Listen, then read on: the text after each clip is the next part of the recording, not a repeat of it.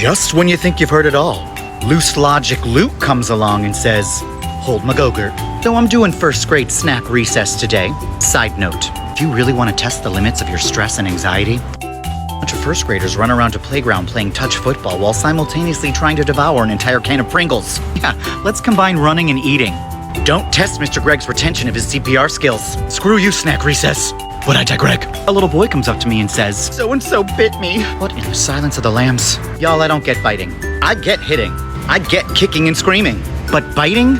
They're an interview with the vampire early childhood pop-up book that I missed somewhere. So I called the alleged biter over and I said, "Luke, what's this I hear that you bit someone?" He immediately gets defensive and starts crying. And these aren't small tears. These are Sally Field and Steel Magnolias trying to win an Oscar for best performance by a cannibal that can't read tears, complete with the suffocating inhale breaths.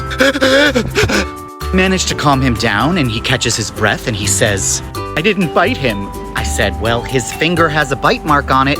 He goes, "But that wasn't my fault." I said, "What do you mean that isn't your fault? There are bite marks. You have teeth. I'm sure if I NCI'd this whole scenario, we'd ID you in a second based on your overbite." He goes, "I was holding the ball. Jackson ran into me, which is why I fell into Peyton. And I was so surprised that Jackson ran into me that my mouth was open. And as I was falling, Peyton's finger accidentally ended up in my mouth. It was such a hard shove that it caused my mouth to close around his finger." Sir, are you trying to use Newton's third law as reason for why you bit someone? I don't know whether to be impressed or terrified, or both. Find your joy.